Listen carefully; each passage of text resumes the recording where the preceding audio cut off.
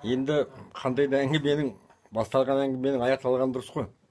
Сондықтан дағы жаңағы елші ел ішінде деген екінші тақырыпты бір бастайық.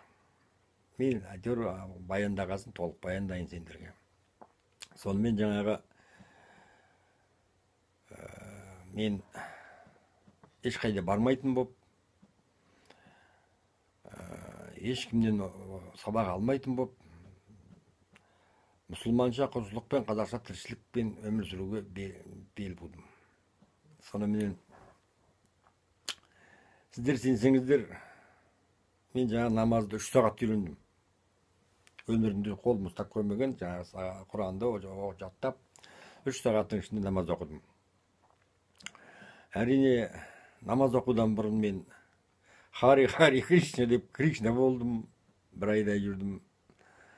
Одан христиандардың жаңағы несін оқыдым, бірінші кітабым Инжіл болды, Инжилді оқыдым, өте тамаша. Бірақ онда да мен ақиқатты таптым деп айта алмайын толық. Сөйтіп жүріп мен Құранға келдім. 15 күннің ішінде жаңағы Құранды толық мәтінінде қазақшаға өзім аударып, әр аятын, әр несін жаңағындай күніне 3 сағат қана ұйықтап, 2 сағат қана ұйықтап, 15 күннің ішінде толық аударып біттім. Және де оның ішінен көп нәрсе табылды. Неше түрлі, енді оның бәрін біртіндеп кейін айтылып жатар. Сосын жерде мен 3 жыл үйде отырып жаңағындай тек қана қазақтың өнерін үйрендім. Қылыш соқтым, жаңағындай неше түрлі қанжарлар соқтым, неше түрлі жаңағындай ер тоқым, қобыз, соның барлығын қалай істеледі, неден нетіледі түгелін кәдімгідей таң ата тұр деген дауыспен оятып алып тұрып үйретеді. Сөйтіп жүргеннен кейін жаңағы енді о кезде имамдардың, ескі имамдардың, қазақтың ежелгі имамдардың сарқыттары бар еді біздің жақтың жерде. Соны естіп алып, 10 жыл сол имамдық үшін түрмеге отырып келген Садық молла дегенмен барып батасын алып, бір күн қонып, ой шек тарқасып әңгімелесіп, жатып батасын алып қайттым. Үмбетбай молла деген бүкіл үрім бұтағына молла оқып келе жатқан қасиетті адам болды. Соның барып батасын алдым. Сонымен екеуін барып мешіт аштық. Мен жаңағы сол мешіттің бар жабдығын істеп көмектесіп. Одан кейін Қарқаралының басында атақты бір имам болды, Қабыш деген. Сол кісіге бардым. Сол кісіге барғанда, алғашқы барған бетте ауырып жатыр екен. Ауырған кезінде барыппын. Сосын қарасам, бір үлкен залдың ішінде жалғыз өзі жатыр екен.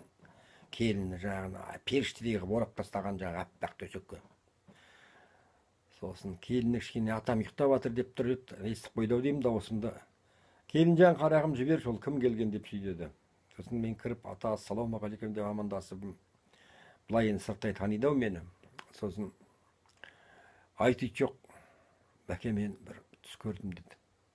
Осы жаңа ғана міне бір жарты сағат болды оянып, соны не істерімді білмей отырмын. Айтыңыз Ақтағалы, айтыңыз дедім. Содан тұрды айтты, мен түсімде бір бақтың ішінде отыр екем. Алдымда екі қордың қызындай әп-әдемі жас баланы тұрғызып қойыпты. Мынау саған Алладан сыйлық деп айтты, бұл не деді? Мен айттым, ой, бір оны жұмаққа баратын адам әкесіз ғой сіз. Осылай деп жаңағы жорып, ешкімге уайымдамаңыз, бәрі жақсы болады деп. Содан қойш, кеттім. 7 күннен кейін Қадыр түні күні жаңағы қайтыс болды, 104 жасында жаңағы ақсақал. Сонда жаңағы аян беріп көзінің тірісінде жұмаққа баратын білдірген екен. Тек уайымдап отырғаны сол өлімнің тақағанын сезіп отыр екен, ол да бір керемет ақсақал ғой. Содан қойшы, 3 имамның жаңағы үштөбеде имамның батасын алдым, әдейі аз деп жүріп.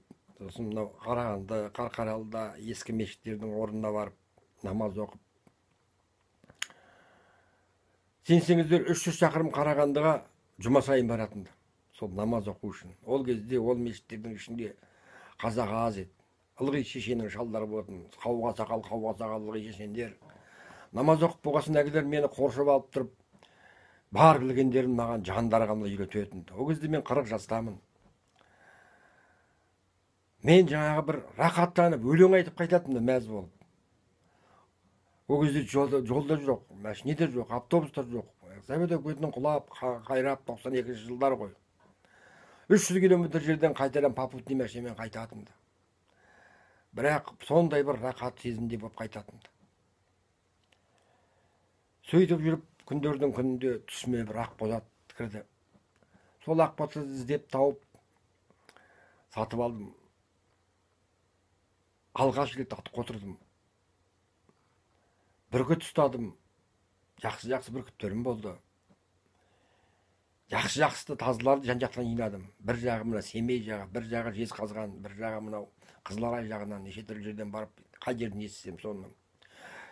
Сөйтіп жүргенде атақты сол кезде кісілер болды.